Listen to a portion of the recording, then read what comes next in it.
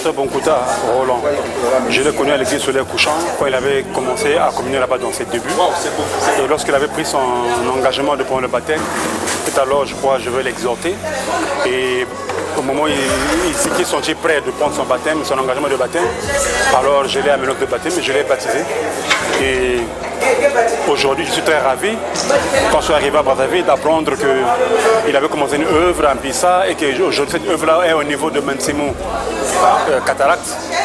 Et nous sommes venus assister à l'ordination et à la consécration du pasteur Bonkouta et de son église.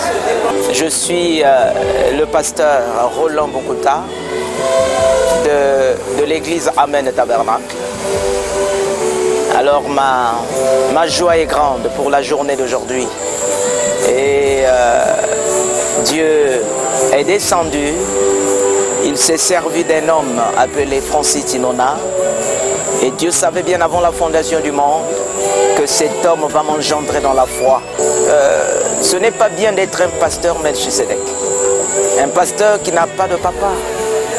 Voyez, alors pour moi c'est une grande joie d'avoir un père.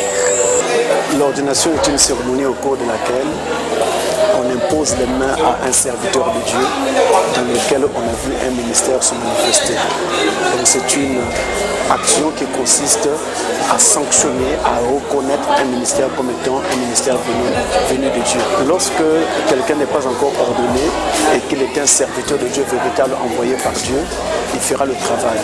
Mais jusque-là, il le fera de façon, on va dire, entre guillemets, officieuse. Mais lorsqu'on ordonne, on met les mains sur cette personne pour l'ordonner dans le ministère, alors en ce moment-là, il y a une onction beaucoup plus particulière qui va commencer à agir dans son ministère.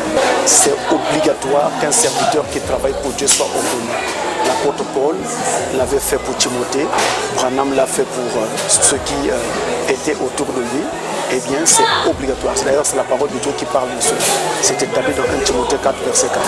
Si un serviteur de Dieu n'est pas encore ordonné, il est toujours un serviteur de Dieu. Il fait le travail.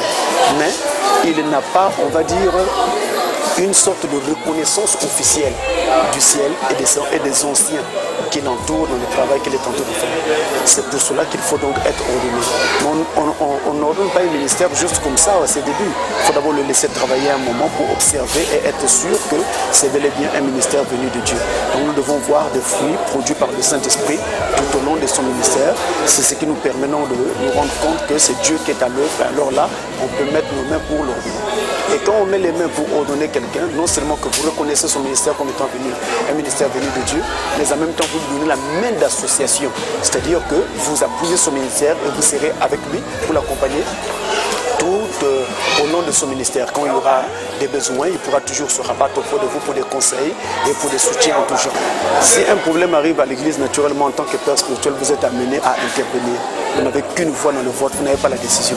Mais par contre, en tant qu'évêque et par sagesse, par la parole, vous venez, vous conseillez, vous orientez, vous montrez comment ça va se passer.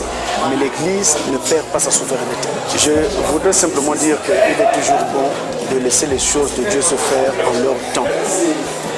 Quand les choses de Dieu, les choses se font au temps de Dieu, il n'y a pas de problème. Tout se passe très bien. Et je crois que le frère a eu la sagesse de laisser les choses de Dieu suivre leur cours et se faire en leur temps. En tout cas, lorsque Pasteur Francis intervient quelque part, ça veut donc dire qu'il a eu l'aval de Dieu pour intervenir. Si ça n'avait pas été le cas, il n'aurait pas vu Pasteur Francis ici. Pasteur Roland, est-ce que tu crois que Malachie 4 s'est accompli au travers du ministère de William Marion Branham?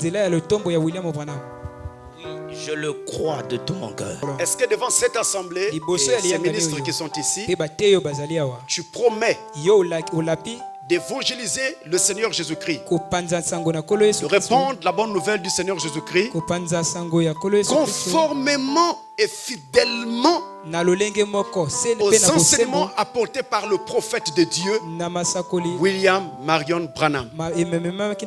Je promets d'être le serviteur parmi les serviteurs fidèles, auxiliaires de Malachie 4. Dieu a voulu que Tinona puisse m'engendrer. Et jusqu'à la fin de ma vie sur terre, c'est mon père spirituel. Est-ce que vous aimez le pasteur Francis? Alléluia. Amen. Est-ce que vous aimez Tinona? Soutenez-le. Priez pour lui. Au nom de que le pasteur avance avec une forte onction. Que le ciel de temps en temps s'ouvre pour lui.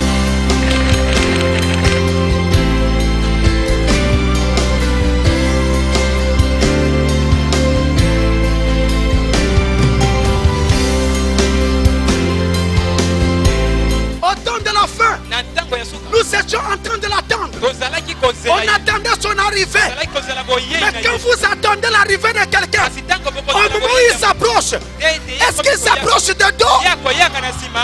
Non, monsieur. Amen. Il s'approche en vous montrant son visage. Alléluia. Amen. C'est pourquoi en ce temps de la fin, nous avons vu son visage de la lumière. Il est descendu. Et il a dit à l'église, Shalom. Amen.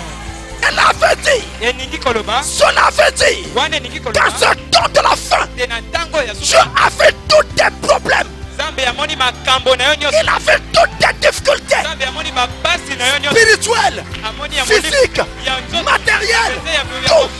Et il descend. Il te dit paix.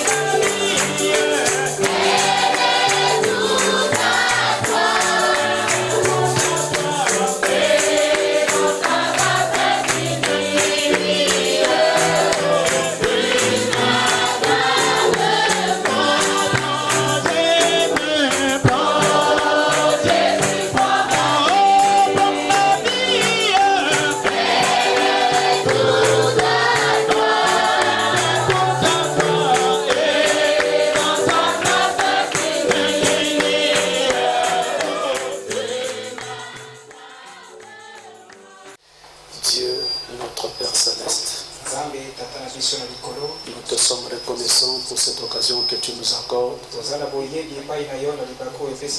d'être encore rassemblés autour de ta parole. Il n'y avait pas meilleur endroit où nous pouvions être maintenant que cet endroit où nous sommes autour de la parole. Puisses-tu simplement pardonner tous nos péchés et au travers de ta parole nous amener vraiment dans ta présence. Bénis le pasteur Roland Bokota. Bénis toute l'église Amen Tabernacle.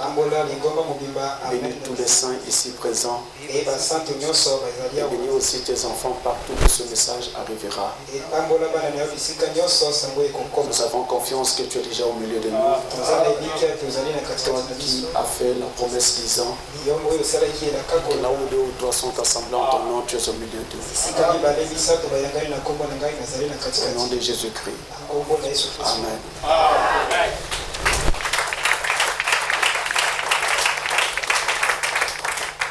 Alors nous ouvrons dans le livre des Psaumes,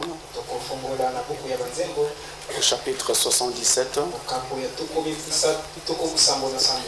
Psaume chapitre 77, le verset 18. Ton tonnerre éclata dans le tourbillon. Les éclairs illuminèrent le monde. La terre s'émut et trembla. Amen. Que Dieu bénisse. Merci pour vous asseoir. Nous avons juste ce petit passage que nous voulons partager ensemble pour cette première journée où ce tabernacle va être consacré à Dieu. Et le pasteur Roland également ordonné dans le ministère. Je voudrais vraiment bénir l'effort que le pasteur Roland a fourni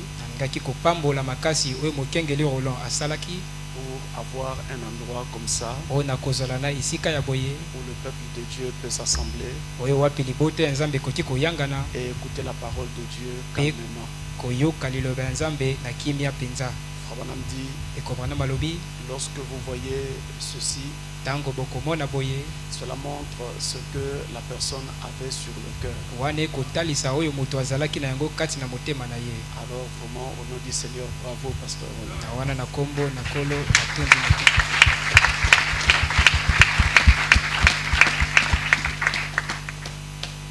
Je salue aussi l'église Amen Tabernacle.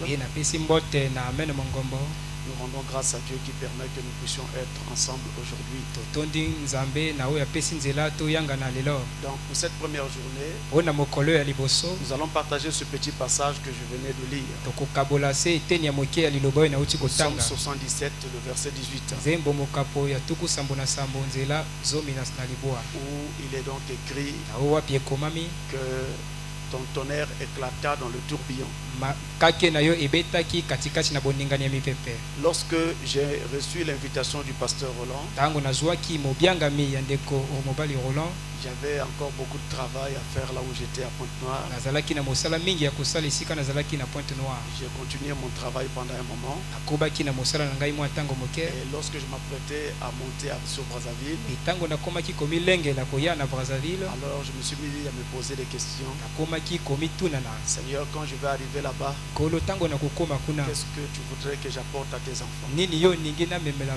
J'étais dans ma chambre tout seul. Je priais. Je regardais ma Bible. Il y avait plusieurs sujets qui venaient à la fois. Je ne savais pas comment vraiment me décider. Alors à un moment donné, j'ai arrêté. Ou pendant que je reprenais encore, je regardais ma Bible et priais. Alors une personne m'a envoyé une petite vidéo sur WhatsApp où il y avait un fort tourbillon qui s'était produit quelque part dans la ville. Et cela avait été filmé. Quand j'ai vu cette vidéo, mon cœur a bondi aussitôt. J'étais frappé fortement par cela. Et je me suis dit que c'était Dieu qui était en train de répondre à ma prière. C'est pourquoi maintenant nous allons parler sur le tourbillon. C'est un passage assez bizarre. Quelque chose vraiment bizarre. Pour que cela soit abordé ainsi dans une église. Mais vous savez, lorsque nous étions encore dans les dénominations, nous n'avions pas toute la vision de Dieu. La parole ne nous était pas connue. Et quand nous arrivons au message et nous entendons certaines choses, nous nous posons la question. Ça aussi c'était écrit dans la Bible. Ça, nous découvrons ça au travers du message. Alors, je voudrais vous montrer que de tout temps, Dieu a toujours utilisé une forme lorsqu'il a voulu apparaître au milieu de sa création. Pour se révéler à son peuple, pour se révéler à ses enfants, il utilise une forme. Et la forme que Dieu utilise, ça va s'appeler un corps. Un corps qu'il va prendre, un corps qu'il va utiliser pour une mission particulière et précise. Alors, tout au long de la parole de Dieu, nous avons plusieurs manifestations de Dieu, plusieurs apparitions de Dieu. Mais chaque fois, ce n'est pas toujours sous la même forme. Et lorsqu'il apparaît sous une forme donnée, et si l'on veut s'en tenir à l'appellation grecque de cette appellation, on pourrait appeler cela une théophanie. C'est-à-dire un corps que Dieu prend pour se révéler, pour se manifester. Donc dans son sens premier, au départ, lorsque l'on parle de théophanie, eh bien, il s'agit d'une apparition de la divinité de Dieu. D'ailleurs, Frère Branham nous dit ici, dans la prédication, Dieu dévoilé, c'est comme ça pour Dieu. Il s'est transformé d'une colonne de feu pour devenir un homme. Ensuite de là, il s'est transformé. Il est redevenu un esprit pour pouvoir habiter dans l'homme. Dieu agissant dans l'homme, montrant ce qu'il était réellement. Jésus-Christ, c'était Dieu agissant dans l'homme, dans un homme, dans un homme. C'est ça qu'il était. De la colonne de feu, il s'était transformé. Et alors il était entré. Et ça, c'était un voile dans le désert qui tenait Dieu caché d'Israël. Moïse a vu la forme de son corps. Moïse a vu la forme de son corps. Mais en réalité, il était constamment caché derrière cette colonne de feu. Qui était le logos qui était sorti de Dieu. Rappelez-vous, Moïse avait vu la forme de son corps. Chaque fois qu'il se manifeste, il prend une forme donnée. Et cette forme qu'il prend, c'est une apparition ou une manifestation de Dieu. Dans la brochure Apocalypse chapitre 1, au paragraphe 184, Frère dit ici, il était une colonne de feu, une lumière qui aveugla les yeux de l'apôtre. Il était revenu à ce qu'il était. Le même Jésus était redevenu le Dieu le Père. C'est pourquoi il dit ici, je suis le Tout-Puissant. La même forme qu'il avait avant d'avoir été fait chair. Et le corps dans lequel il a vécu fut appelé Jésus. L'homme que nous connaissons, Jésus. Donc, chaque fois qu'il veut se manifester, il prend une forme. Il prend un corps. Et chaque fois, ce n'est pas toujours la même forme. Mais chaque fois, c'est toujours le même Dieu. Maintenant, il est aussi vrai que dans la parole de Dieu, dans Exode chapitre 20 et au verset 4, dans Deutéronome au chapitre 4 et au verset 15, et vous avez également Deutéronome chapitre 5 le verset 8, il est écrit que Dieu ne peut être représenté sous aucune forme. On ne peut pas le représenter parce que Dieu est esprit dès le commencement. Dans Exode 33 au verset 20, il est écrit: nul ne peut voir Dieu et vivre. Donc, peu importe la forme qu'il va prendre, mais on ne peut pas voir Dieu. Dans 1 Timothée chapitre 6 et au verset 16, il est écrit: il habite une lumière inaccessible et nul homme ne l'a vu et nul homme ne peut le voir. Il habite dans la lumière. Il vit dans une lumière. Il est caché par la lumière. Il a un voile qu'on appelle la lumière. C'est ce que nous appelons encore la colonne de feu. Il est caché derrière ce voile-là. Mais dès le départ, à cause de l'œuvre qu'il devait donc accomplir dans la création, il devait se manifester lui-même. Alors il descendit. Il descendit, s'abaissant jusqu'à devenir un homme que nous avons appelé Jésus. Mais dès le départ également dans la pensée de Dieu, il voulait bien que l'homme saisisse que Dieu n'est pas un mythe. Dieu n'est pas qu'une simple pensée, mais Dieu est un être. Et sa véritable forme est humaine. Il a la forme d'un homme. Toute la Bible de l'Ancien jusqu'au Nouveau Testament parle de lui comme étant un homme. Déjà dans la Genèse, au jardin d'Éden, la Bible dit que Dieu se promenait chaque soir dans le jardin. Un animal ne se promène pas, mais Dieu se promenait. Et la Bible dit qu'il parlait à Adam, il parlait à Caïn, il parlait à Noé avec une voix d'homme. Adam, où es-tu? Caïn, où est ton frère Abel?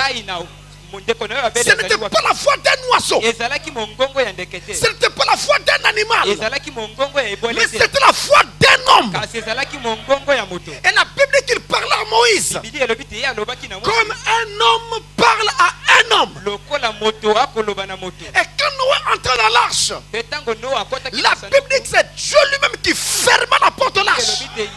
Un animal n'a pas d'intelligence pour savoir qu'il faut fermer la porte ou l'ouvrir. Ça devait être un homme. Au temps de Noé toujours, il est écrit que Dieu s'affligea. Dieu s'affligea comme un homme quand il vit la manière dont l'homme vivait. Et Dieu se repentit comme un homme. Un animal ne peut pas se repentir. Il n'a rien pour se repentir. repentir. Un ange non plus ne peut se repentir. Il ne connaît pas le péché. Il a fait une forme humaine. Et quand il va prononcer ces sermons, quand il va prononcer ces paroles, à l'époque de Noé, c'était comme un homme. Avec Abraham, il a commencé à le visiter par des voix. Abraham entendait des voix. Après, il a semé à le visiter par des visions. Et à la fin, au dernier moment, il est devenu un homme appelé Elohim pour parler à Abraham. Parce que c'est ça la forme qu'il doit avoir. Qu'il faut avoir et qu'il aura de toute éternité.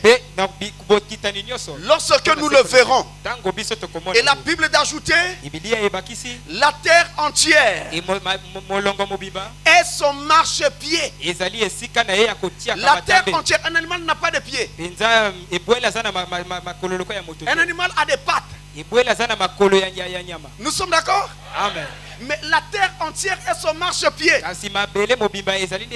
Ésaïe 66 verset 1. Acte 7 verset 49. La terre entière est son marchepied. L'endroit où lui Dieu, homme, pose ses pieds. Maintenant, au travers de toutes ces différentes manifestations, il s'est révélé donc tout au long de l'histoire de la création et même de l'histoire de la rédemption aux hommes au fur et à mesure. Chacune de ces manifestations, chacune de ces apparitions de Dieu était une intervention réelle de Dieu. Une intervention réelle et concrète de Dieu. C'était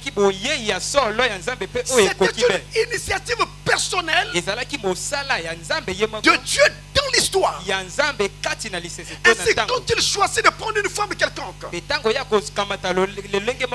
descend dans cette forme-là pour accomplir un travail particulier.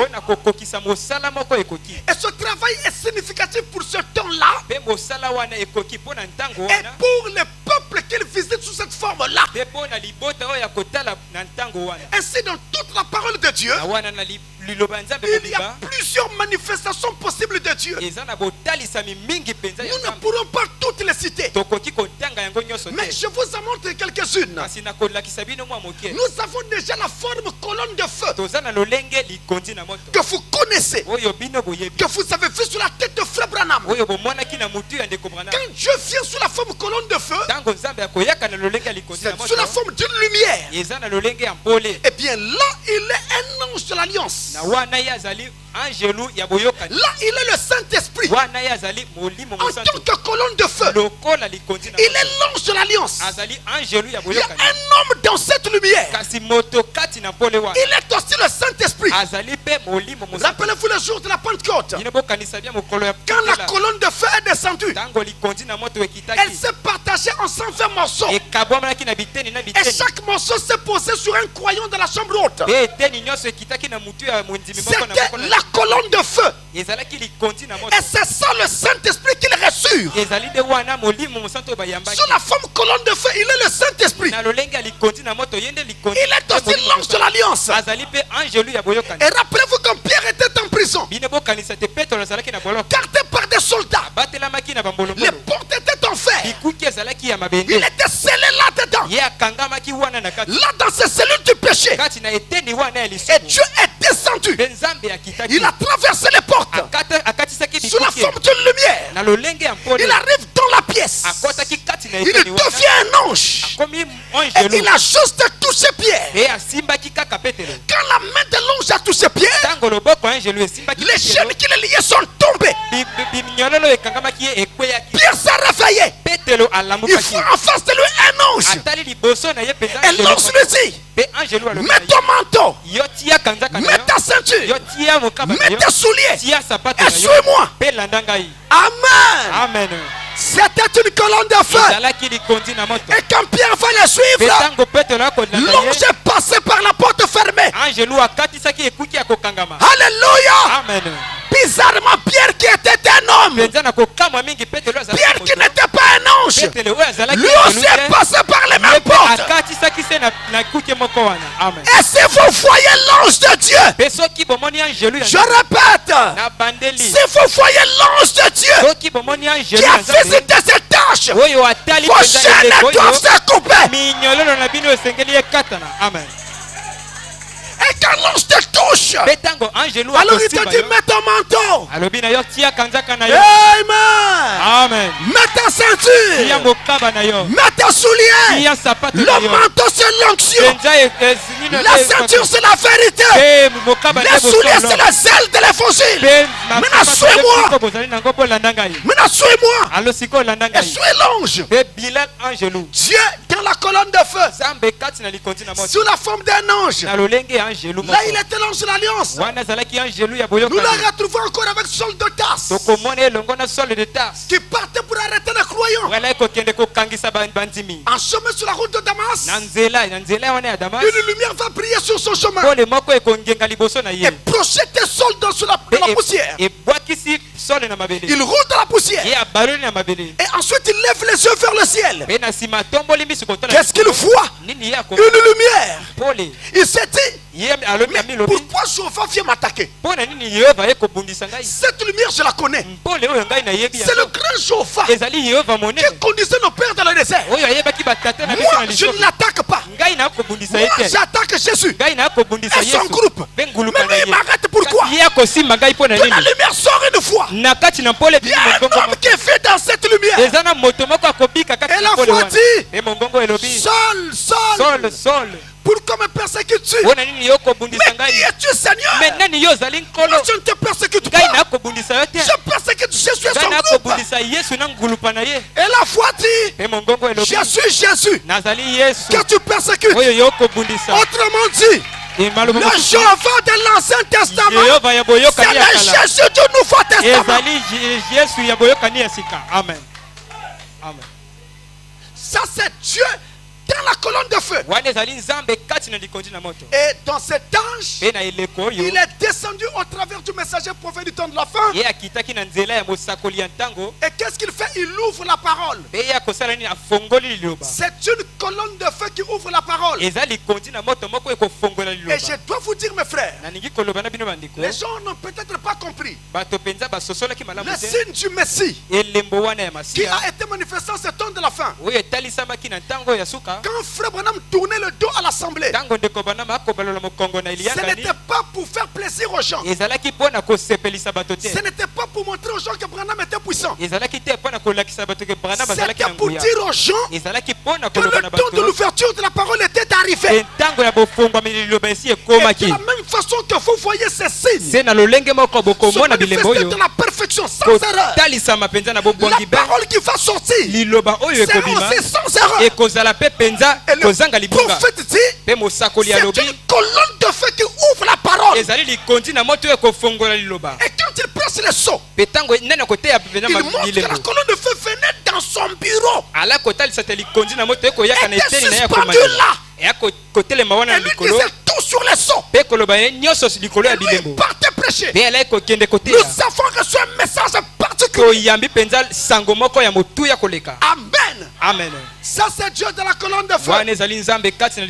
Nous l'avons aussi retrouvé dans la nuée. Dans la nuée ou dans cette forme là, là il est la gloire qui cache Dieu. C'est le manteau de Dieu. C'est pourquoi dans Apocalypse 10 verset 1 il est écrit, j'ai vu un ange puissant qui descendait du ciel, enveloppé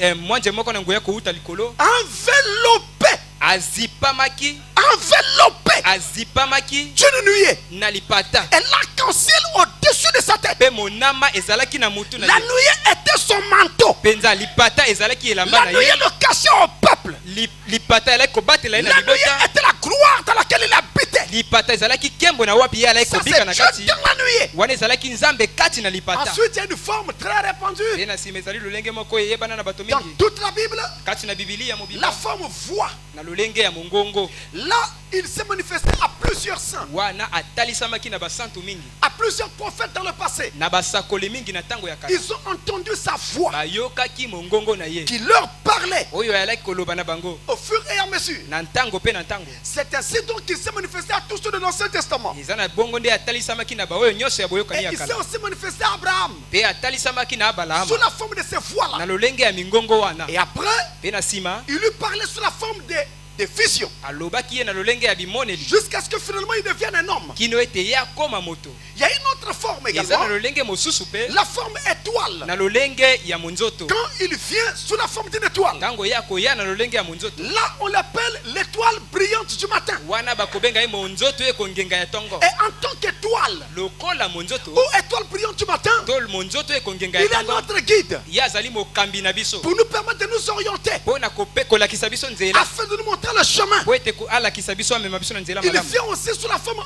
ange. akoyaka mpe na lolenge ya angelu C'est une manifestation de Dieu. ezali mpe botalisami ya nzambe Il n'est pas n'importe quel ange, mpe angelu ya pambapamba te mais il est l'ange de l'éternel. ye azali angelu ya yawe En tant qu'ange de l'éternel, lokola angelu ya yawe il a dit à Moïse, alobi na mose mon ange ira devant toi angelu na nga akoya liboso na yo et te conduira. mpe akokamba yo Et frère Wanam dit, mpe ndeko branam alobi chaque fois qu'il commençait un réveil, ntango nyonso bazalaki kobanda bolamuki il aimait lire ce passage alingaki kosepela kotanga mpenza où il est écrit, oyo ekomami mon ange ira devant toi angelu na nga akoya liboso et te conduira partout. mpe akotambwisa Chez les Étiens, chez les Phérésiens, partout.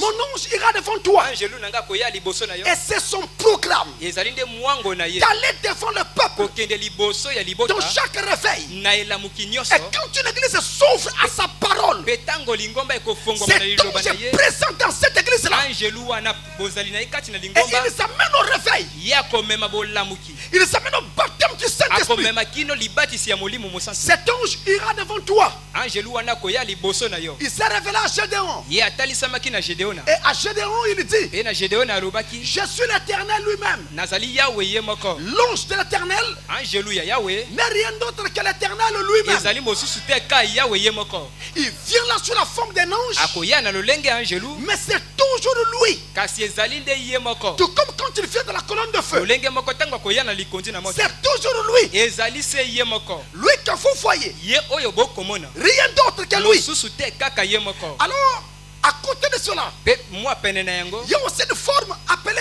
vent. eza na lolenge mosusu babengi Où mopepe Dieu se manifeste comme un vent. oyo nzambe akotalisama lokola mopepe Alors là, c'est assez particulier. wana ezali mpenza motu Quand il vient sous la forme du vent, ntango akoyaka na lolenge ya en mopepe général, c'est dans la bataille. mingimingi ezali mpenza mpo na etumba C'est pour mener combat. ezali mpo na abundisa Remarquez, frère, madame dit, yososola ndeko pana malobi lorsque les 3 Hébreux ntango bayebele misato furent arrêtés bakangisamaki et furent jetés dans les temps de feu, mpe babwakisamaki na libulu ya Dieu moto descendit dans ce feu nzambe akitaki et kati na moto souffla wana dans le feu, mpe afulaki na moto de wana sorte que la puissance de son vent kotala te nguya ya mopepe na ye surpasse la chaleur du feu. elekaki molunge mpenza Et ya le moto feu ne faisait rien aux enfants mpe hébreux. moto eleki kosala eloko te na bana wana Il le vent dans la bataille. ye ayakaki kati na etumba Lorsqu'il a envoyé le déluge ntango yatindaki mpenza mvula pour terminer avec le déluge, mpo na kosukisa elongo na mvula pour terminer avec ce combat qui ravageait la terre entière, kosukisa na etumba na elaki kodinga mabele la mobiba Bible dit qu'il fit souffler un grand vent bibili elobi te ye afulaki mopepe makasi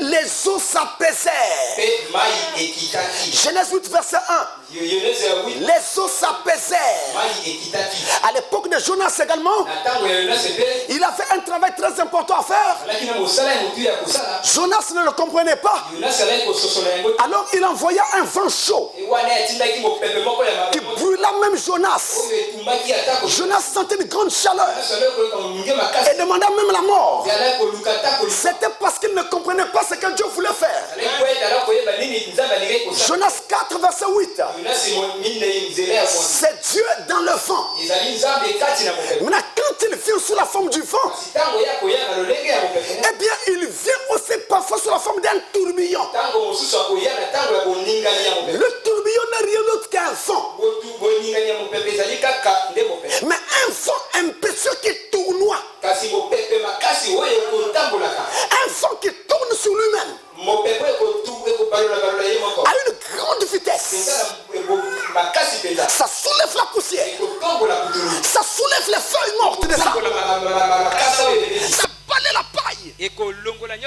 Elle amène la balle au loin. Quand il vient sous la forme d'un tourbillon, je répète, c'est un vent. Et ce vent se fait la tombe sur lui-même. Et ça s'appelle un tourbillon. Parce qu'il tourne sur lui-même autour d'un axe principal. Au fur et à mesure qu'il tourne, il se déplace en même temps. Et maintenant, un tourbillon, on peut la voir avec un vent. On peut aussi la voir avec un feu. Les mamans ont déjà vu. Même quand vous faites votre feu sur le fond, balai fort, le feu peut s'élever verticalement en tourbillonnant. C'est un tourbillon de feu. On peut aussi avoir un tourbillon avec de l'eau, où on voit un courant qui fait tourner l'eau comme ça, de façon verticale. On voit que ça tourne. C'est un tourbillon.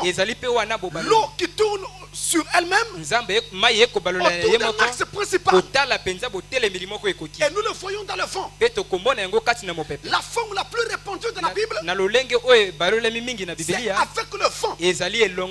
Mais rappelez-vous qu'on peut avoir un tourbillon avec un vent, avec un feu, tout comme avec de l'eau. Mais ça sera toujours un tourbillon.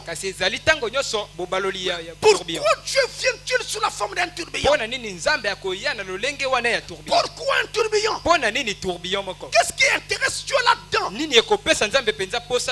Lorsque vous arriverez à la maison, regardez Naoum chapitre 1. C'est des passages que les gens souvent ne lisent pas. Mais j'ai toujours dit, si ce livre n'avait pas d'importance, pourquoi ces livres ont été placés dans la Bible? Pourquoi nous lisons tout le temps Matthieu et Jean simplement? Tout ça, ça fait partie de la révélation.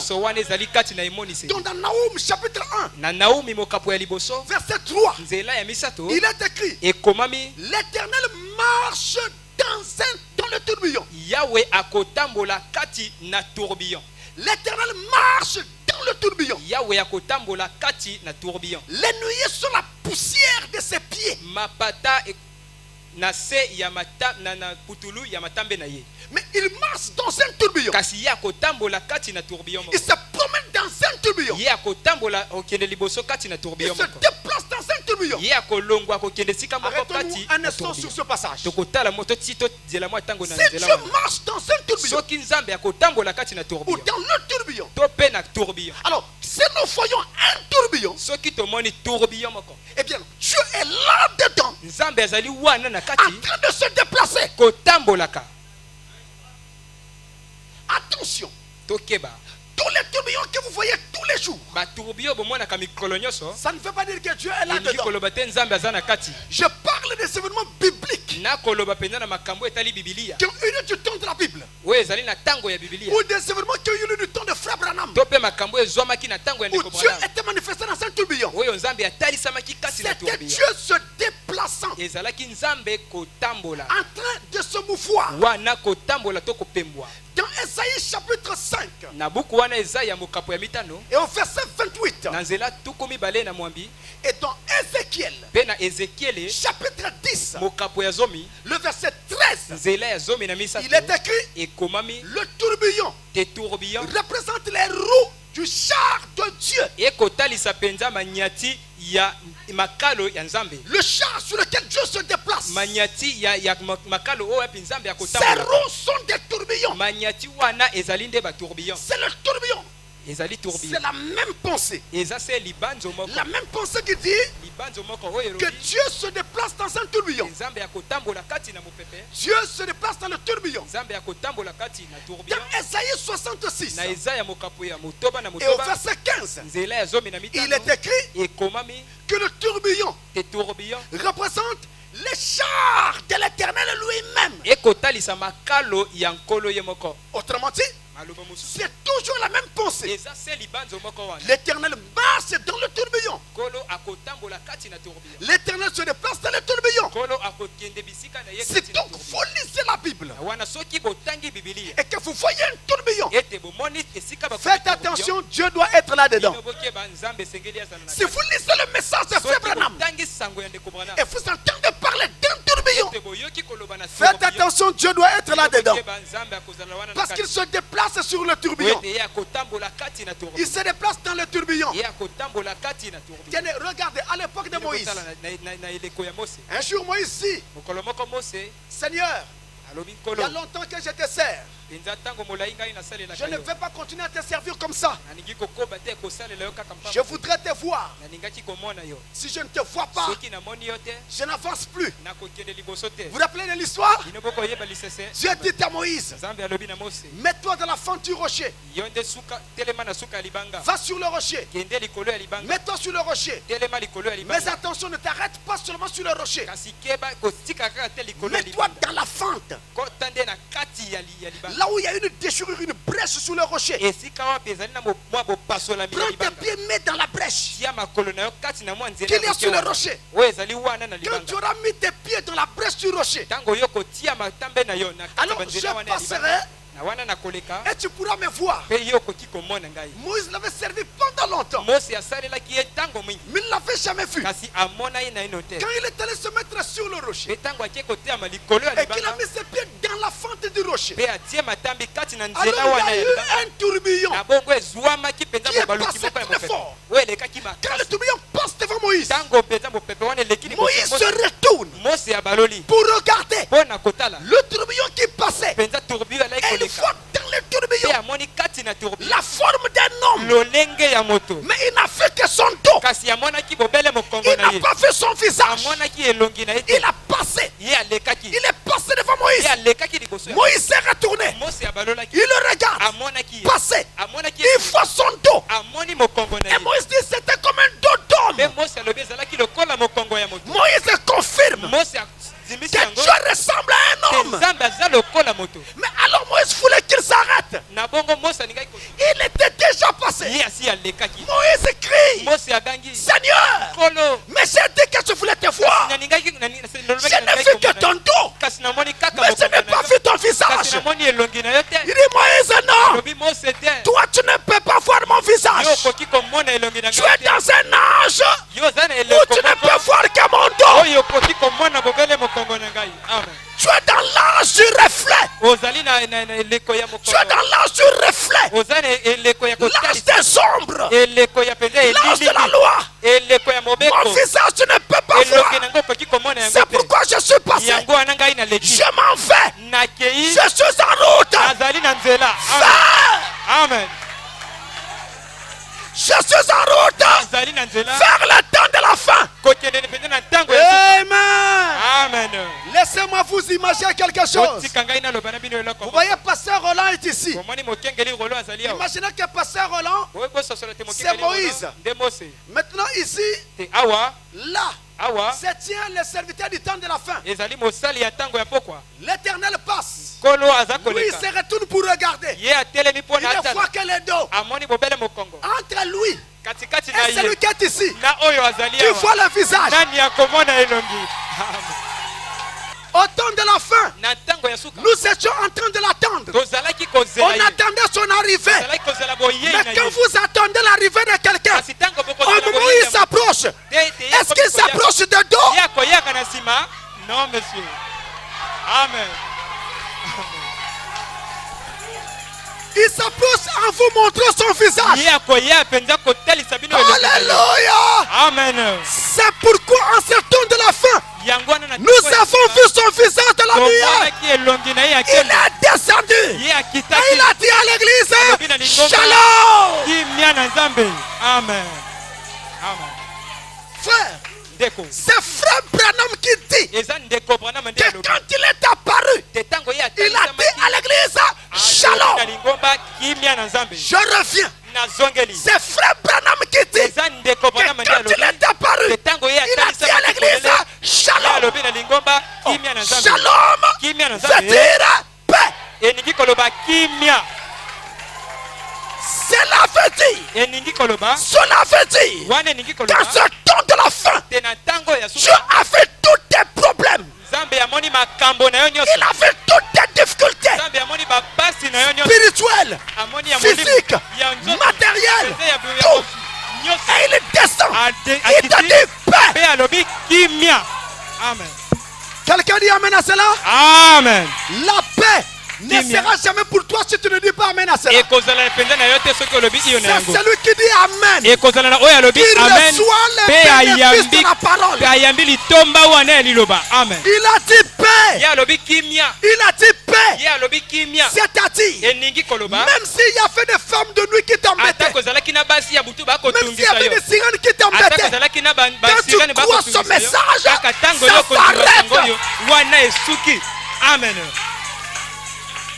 Amen.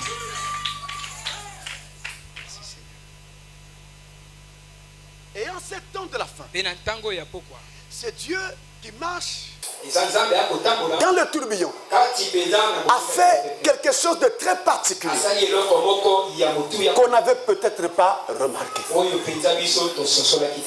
Et il a entrepris de le faire au travers de son message. William Branham. Tenez mes frères. Tous les croyants du message savent que Branham et la colonne de feu, c'est pas une histoire qui a commencé en 1959. Ça a commencé depuis sa naissance. Tous les croyants savent que la colonne de feu est entrée dans la pièce où se trouvait le petit bébé Branham. Mais il y a un détail que nous avons souvent oublié. C'est que quand elle se déplace, elle fait un bruit. William Branham a toujours imagé ce bruit. Représenté ce bruit dans ses brochures. Et il dit, Frère Branham le dit. Maintenant, quand les gens voient Branham dire chouch, ils disent ça c'est pas important. Pour les pentecôtistes, pas pour l'épouse. Pour nous c'était important. Parce qu'après il va expliquer. Quand il fait, il s'avance en tourbillonnant. Donc dès le départ, à la naissance de l'enfant, un tourbillon de feu rentre dans la chambre. Et se posait à la tête du lit où était l'enfant. Sous la forme d'une colonne de feu. À l'âge de 3 ans, il va entendre une voix qui va lui dire, tu vivras près d'une ville appelée New Albany. Là, le petit enfant a 3 ans. À l'âge de 7 ans, il était parti puiser de l'eau. Son père devait faire du whisky avec. Il arrive quelque part, il faut ça, quelque chose lui paraissait bizarre. Cet arbre ne bougeait pas. Les feuilles ne bougeaient pas. Mais il y a fait un seul endroit dans l'arbre où les feuilles bougeaient parce qu'il y avait un tourbillon dans l'arbre. Un tourbillon. Cela a attiré son attention. Le petit enfant de 7 ans s'est arrêté. Et tenez-vous bien, il a 7 ans quand cela se produit. Le petit enfant de 7 ans s'arrête. Il regarde l'arbre. Il se pose des questions. Pourquoi tout est figé? Mais il n'y a qu'au milieu là, où ça bouge, il y a un tourbillon dans l'arbre. Comment expliquer ça? Du tourbillon sort une voix. Une voix d'homme. Et la voix dit, ne fume ni ne bois. Ne souille ton corps d'aucune manière. Car tu auras un travail à faire pour moi quand tu seras plus grand. C'est à l'âge de 7 ans. Tenez-vous bien 7 ans. C'est 1, 2, 3, 4, 5, 6, 7. Déjà à 7 ans. À 7 ans. Le Dieu du ciel vient dans le tourbillon. Naoum a dit qu'il marche dans le tourbillon. Et lui apparaît.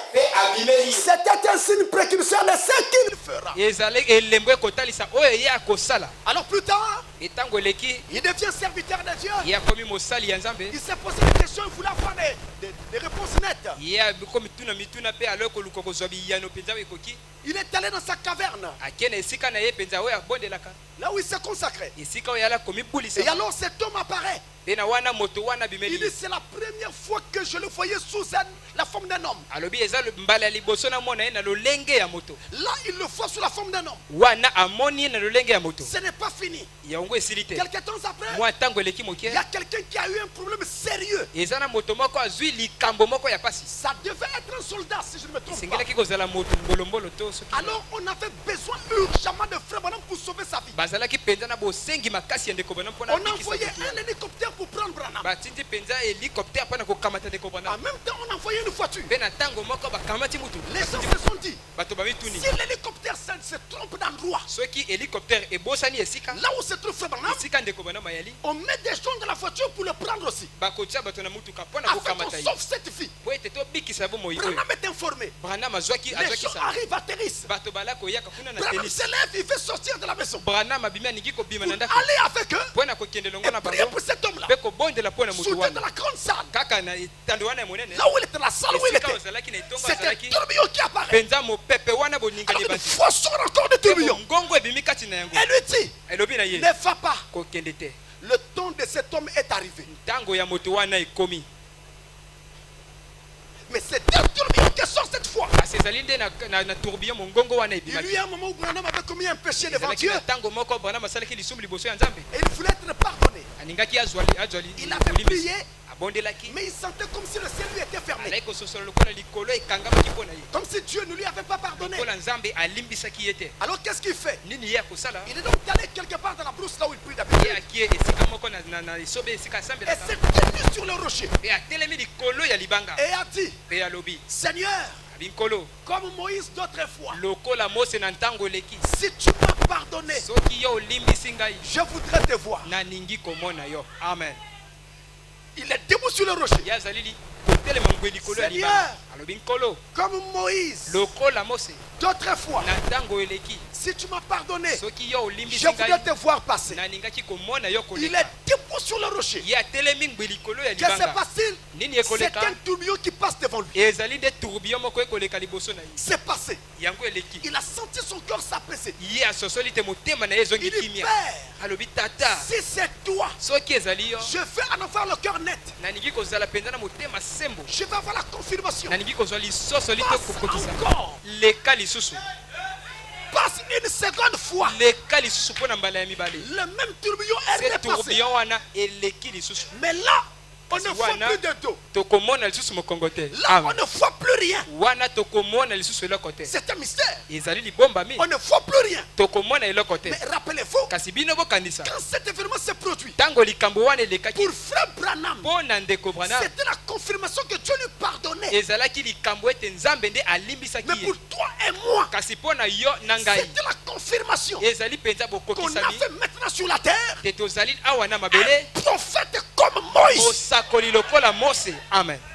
Autrement dit, à partir de cet instant-là, nous étions censés croire que ce que nous avons vu avec Moïse, on allait le voir avec frère Branham. Rappelez-vous, Moïse ne savait pas parler. Il avait le langage difficile. Mais le messager du temps de la fin n'a pas fait de longues études. Il a fait un mauvais anglais. Il ne savait pas parler. Et quand Dieu envoya Moïse, il le confirma par une colonne de feu. Et à ce temps de la fin, le message prophète était confirmé par la colonne de feu. Écoutez-moi très bien, frère. Je sais qu'il y a plusieurs colonnes de feu ça et là. Il y a des colonnes de feu sur les têtes des gens partout. Mais dans la Bible, il n'a jamais été dit que nous aurons une douzaine de personnes confirmées par la colonne de feu. Il n'y avait pas 2-3 Moïse. Il n'y en avait qu'un seul. Et même à l'époque du Branham Tabernacle, nous avons entendu parler de témoignages de colonnes de feu qui apparaissaient. Mais un seul était confirmé par la colonne de feu. Elle s'est posée sur sa tête. Si la colonne de feu veut se poser sur ta tête à toi, ça va créer une confusion.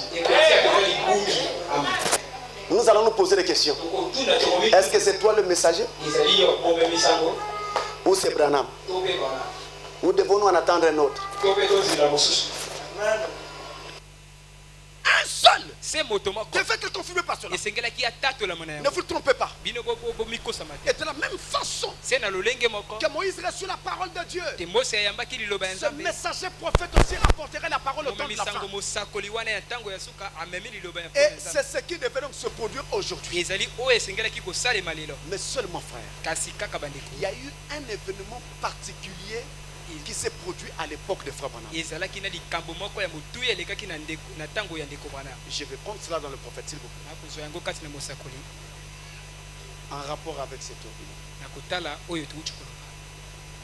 Dans la brochure, quelle est l'attraction sur la montagne? Quelle est l'attraction sur la montagne? Paragraphe 138, 147. La Bible dit: j'ai commencé à gravir la montagne. Et j'ai couru aussi vite que j'ai pu de l'autre côté. Tout à coup, j'ai pensé que quelqu'un m'avait tiré dessus. Je n'avais jamais entendu pareille déflagration. Un coup de tonnerre. Cela a secoué toute la contrée. Et à ce moment-là, un rassemblement de 7 anges s'est présenté devant moi. Une constellation. Il continue. Je suis allé retrouver frère Fred et les autres. Un peu plus tard, il a dit: qu'est-ce que c'était? J'ai dit: c'était ça. Qu'est-ce que tu vas faire? Retourner à la maison, car ainsi dit le Seigneur, les 7 mystères qui ont été cachés dans la Bible pendant toutes ces années, ces dénominations et tout, Dieu va nous dévoiler ces 7 mystères dans les 7 sceaux. Je continue. Et l'autre jour, je me tenais là. Et j'ai tourné la photo à droite. Et là se trouve Jésus comme il était dans les 7 âges de l'église, portant la perruque blanche pour montrer la divinité suprême. Il est l'alpha et l'oméga. Il est le premier et le dernier. Il est le juge suprême de toute l'éternité, qui se tient là, confirmant le message de cette heure. Et il y aura de la lumière vers le temps du soir. De quoi s'agit-il? Qu'est-ce que c'était? Je suis allé à l'ouest. C'est sur cette même montagne, en passant là-haut avec Bankswood, qu'il a dit: lance une pierre en l'air. Dis à M. Woods, ainsi dit le Seigneur, tu verras la gloire de Dieu. Le lendemain même, je me tenais là. Un tourbillon est descendu et s'est abattu avec fracas sur les montagnes. Les pierres arrachaient la cime des arbres. À environ 90 à 120 cm. Au-dessus de ma tête, il y a eu 3 grandes déflagrations. Et les frères ont accouru vers moi. Il y avait là une quinzaine de prédicateurs et autres. Qu'est-ce que c'était? Il a dit: qu'est-ce que c'était? J'ai dit: le jugement frappe la côte ouest.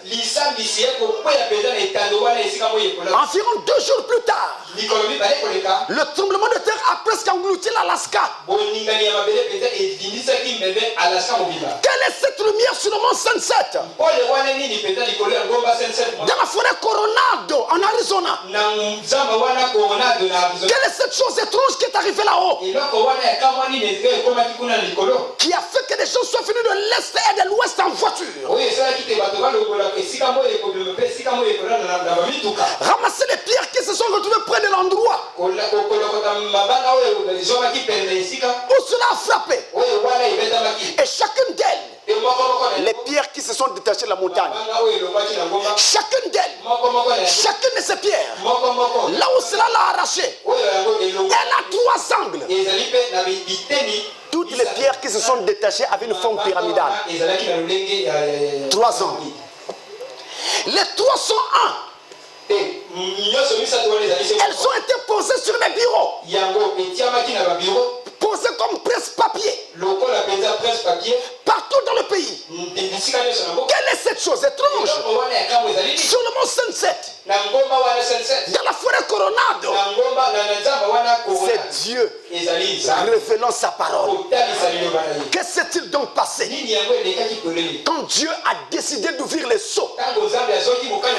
C'est cet mystère qui cachait la Bible entière. Eh bien, il a accompli ce qui avait été prophétisé. Le livre des Psaumes, nous l'avons lu tout à l'heure. J'y reviens, dit: ton tonnerre éclata dans le tourbillon.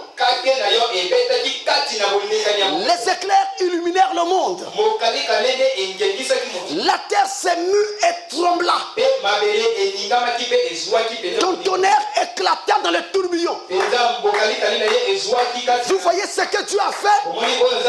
Les gens lisent les psaumes comme un simple livre de chants. Mais ils oublient que c'est aussi un livre prophétique. Et là-dedans, on a cette petite prophétie qui s'avère être une grande prophétie. Que les tonnerres seront révélés, mais les tonnerres ne seront pas révélés tant que vous ne ferez pas le tourbillon. Et à plusieurs endroits, on parle de ce que je viens de lire là.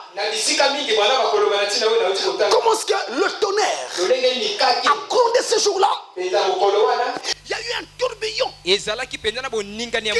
arraché les cimes des arbres. C'est un tourbillon. Je peux même dire que c'est un tourbillon comme on n'a jamais connu. C'est un tourbillon. Les cimes des arbres s'arrachaient. Même les rochers étaient taillés. Et chaque rocher taillé parfaitement. Un petit caillou qui a 3 angles. J'aime ce Dieu-là. Il a libéré un petit caillou avec 3 angles. C'est le problème de fond dans la religion. Le problème de fond dans le christianisme. C'est la question de la divinité de Jésus-Christ. Une pierre avec 3 sommets. Une pierre avec 3 angles. La pierre c'est Christ. Le rocher qui suivait les enfants d'Israël dans le désert, c'était Christ. Mais là avec 3 sommets, le Père, le Fils et le Saint-Esprit, ça ne faisait pas 3 pierres, ça faisait une seule pierre avec 3 sommets, une pierre, un seul Dieu, mais avec 3 rôles, Père, Fils, Saint-Esprit. Alléluia. Amen. Justification, sanctification, baptême de Saint-Esprit. Et dans ces 3 sommets, nous voyons aussi les 3 venues de Jésus. La première venue, quand il vient pour sauver le monde. La deuxième venue, pour enlever son église. La troisième venue, le millénium. Amen. 3 sommets. Et William Branham avait fait, je crois, un songe. Si ce n'était pas lui, c'était quelqu'un qui avait fait le songe. Et lui avait rapporté une femme qui s'élevait et qui était battue par un homme avec un morceau de bois qui avait 3 ans. Elle va s'élever, on tapait dessus, elle retombait. Elle va s'élever, on tapait dessus, elle retombait. Alors William Branham se présente. Et dit à cet homme: Arrête de frapper cette femme. L'homme se redresse, il était gaillard. Et toi, ce petit frère Luc est là. Qu'est-ce que tu peux faire?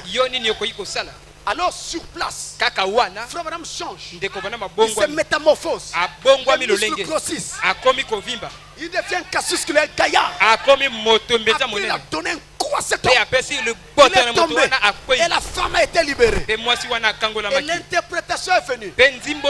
Cette femme, c'est l'église. Le bois avec 3 côtés. C'est la doctrine de la Trinité. Père, Fils, Saint-Esprit, qu'on tape sur elle. Mais le messager est venu avec de gros muscles pour nous libérer du joug de cette sale doctrine. Ce n'est pas étonnant. Quelqu'un Branham est arrivé sur la terre. Le sport qu'il a pratiqué, c'était la boxe. Il a combattu des matchs professionnels. Il n'a jamais perdu un seul match. Un boxeur professionnel. Qu'est-ce que Dieu a montré? Il fallait un boxeur au temps de la fin pour boxer Satan, boxer la force doctrine, boxer l'indétermination, boxer toutes ces choses. Relève l'église. Je n'ai pas besoin de chercher de la force. Parce que le messager que Dieu m'a envoyé, Dieu lui a donné les muscles pour me défendre. Alléluia. Si je reste caché derrière le prophète, je n'en ai pas de problème. Le même ange qui parlait par le prophète viendra derrière moi et appuiera son propre travail. Ce jour-là, un grand tourbillon est apparu, fondant les rochers. Alors une constellation de 7 anges a ravi Frère Branham. Et là, dans la constellation, on va lui dire, il faut que tu repartes à Jeffersonville. Les 7 sceaux doivent être révélés. Il faut que tu repartes à Jefferson. Quand tout cela passe, les frères viennent. Frère Branham, qu'est-ce que c'était? Qu'est-ce que c'était? Qu'est-ce que c'était? Il dit c'était ça. Ça quoi, Frère Branham? Clairement. C'était ça. Ça quoi? C'était ça. Après, il n'explique pas. Il s'arrête là. Qu'est-ce que tu vas faire? Je dois repartir à la maison. Faire quoi? Les 7 sceaux doivent être révélés. William Branham dit, les sceaux vont être révélés. David dans les Psaumes dit que quand vous verrez ce tourbillon, le tonnerre se fera entendre. Et ces jours-là, avant qu'on nous le dise que les sceaux vont être révélés, il a entendu un coup de tonnerre. Et il y a eu le tourbillon là. Et Branham a été ravi. Maintenant, il doit repartir pour que les sceaux soient révélés. Branham, nous savons. Tu as raison, les sceaux seront révélés. Mais David avant toi, dans le Psaume 77, avait dit que quand vous ferez le tourbillon, le tonnerre lui sera révélé. Qu'est-ce qu'on doit comprendre, Frère Branham? Est-ce que les 7 tonnerres sont déjà révélés ou pas?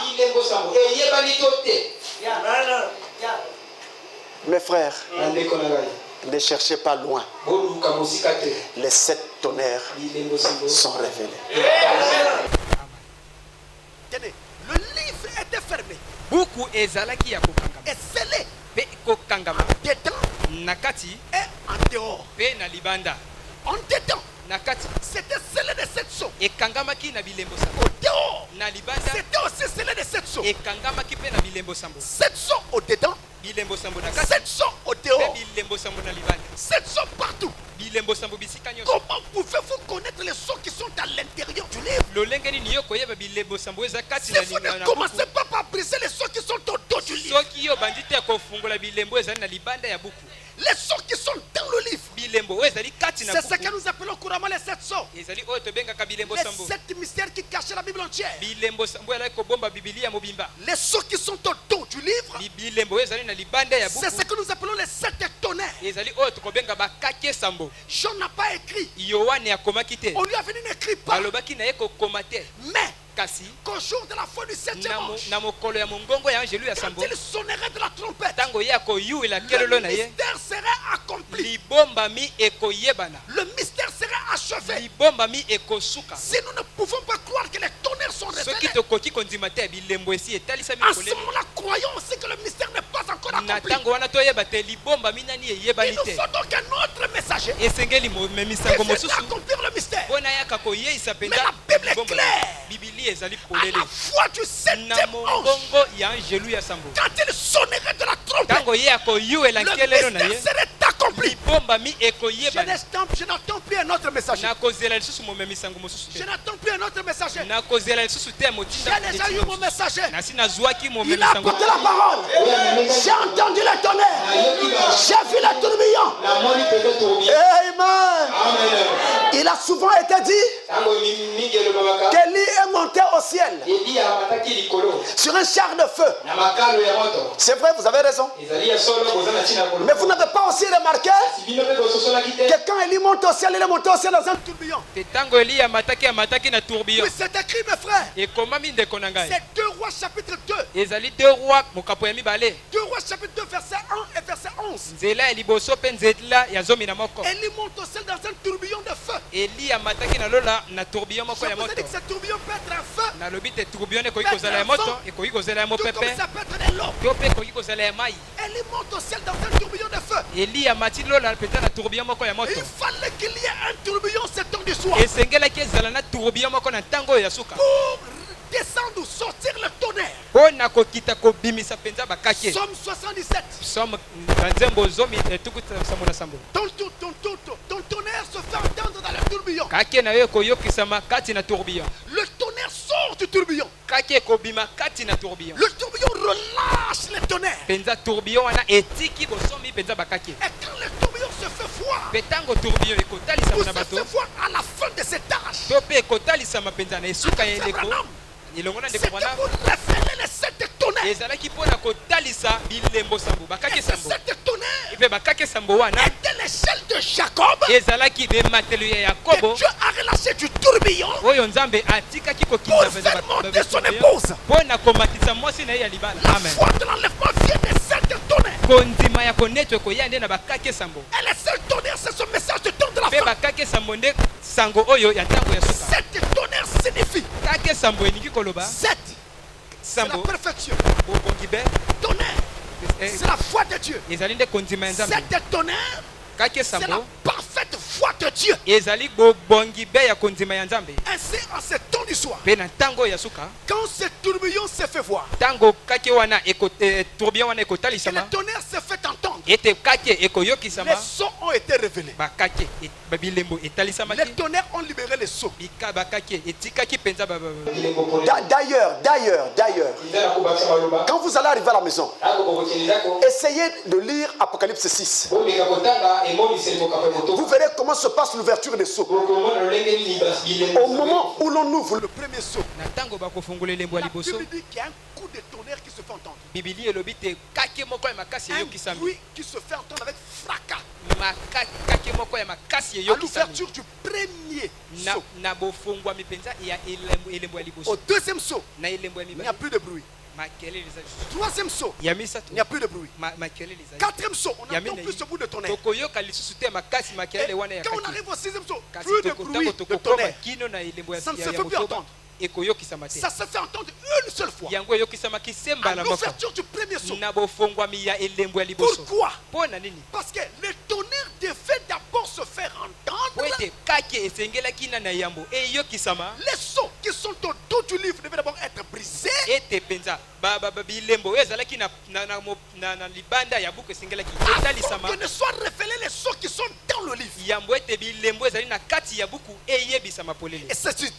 Ce message de Frère Branham est clair et propre. La foi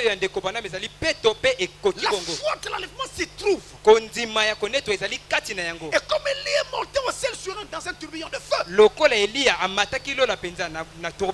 Et rappelez-vous que quand le tourbillon est apparu, a aussi été happé, ravi. Branham pe amataki. Et ce tourbillon est venu nous happer. Je veux dire, nous donner la foi de l'enlèvement. Afin que nous soyons prêts pour le départ. Ainsi, frères et sœurs, ça ne dépend pas de toi. Mais ça ne dépend pas de tes efforts. Ça dépend de la grâce que Dieu t'a faite. Tous ceux qui ont été prédestinés à croire ce message, quel que soit dans quelle famille ils sont nés, ils vont croire ce message. Quelles que soient les dénominations de leur père, ils vont croire ce message. Parce que les semences prédestinées, ce sont celles-là que ce message est venu appeler. Et je crois que si Dieu a placé cette église ici au Cataracte, c'est qu'il y a des semences qu'il faut encore appeler partout là. Et il a placé le pasteur Roland ici comme un poteau ou un micro ou un haut-parleur pour appeler ces semences prédestinées. Et je vous dis que ces semences font venir. Même si les gens font la guerre à cette église, même si on critique cette église, mais je vous dis qu'on ne peut pas arrêter la parole de Dieu.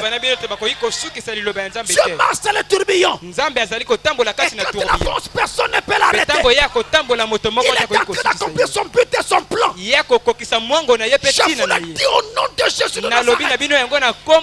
Dieu est à l'œuvre, rassemblant ces semences prédestinées pour le salut éternel. Et dans ce tabernacle, il le fait déjà. Que Dieu vous bénisse. Amen.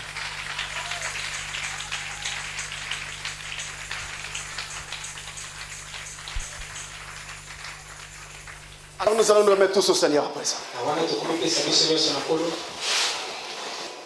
Si Dieu est Dieu, eh bien, il accomplit et accompagne sa parole.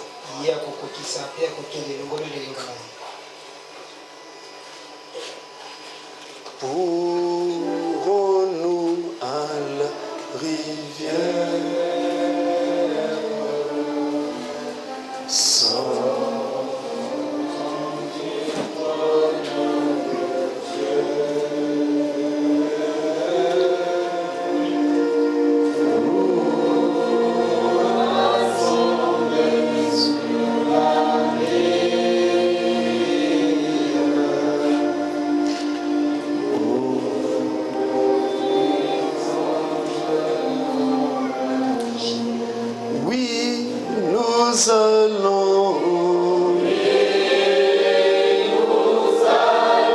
C'est vrai.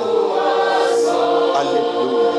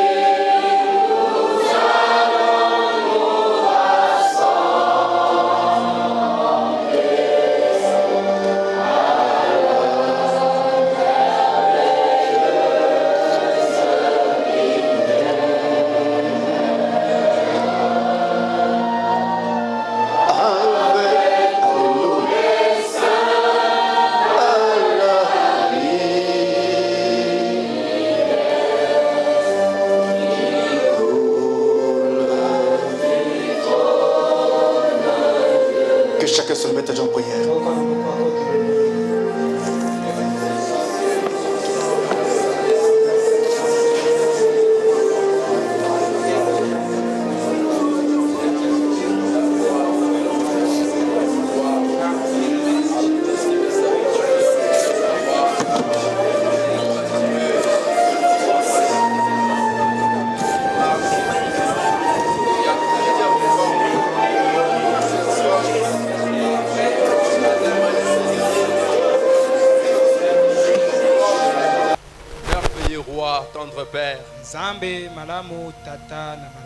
Nous bénissons ta présence ce soir, mon Dieu.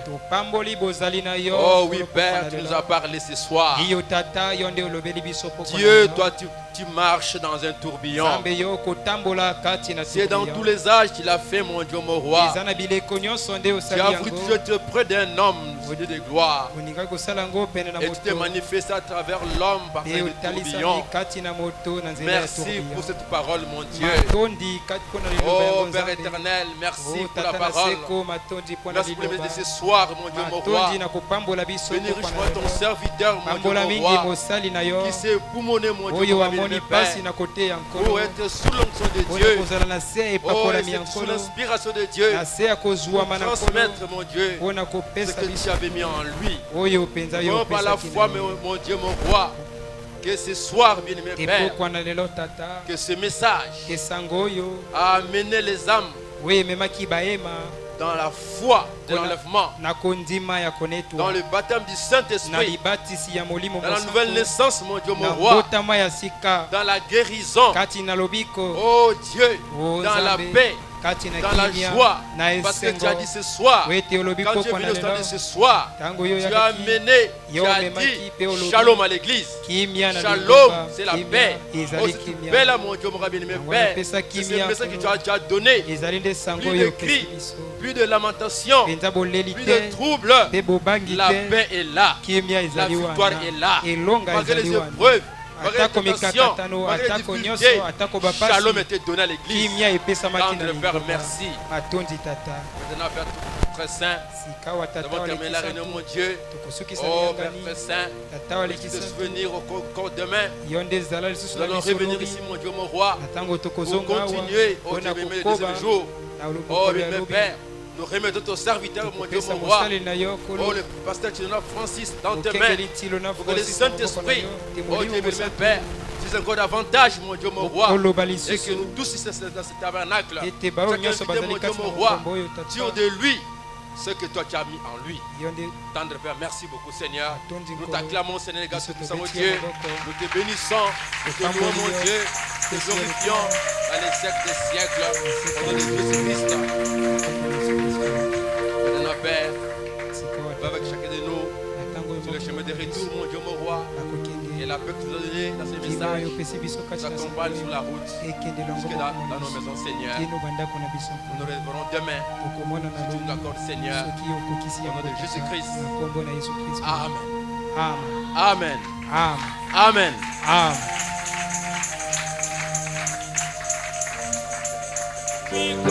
Amen.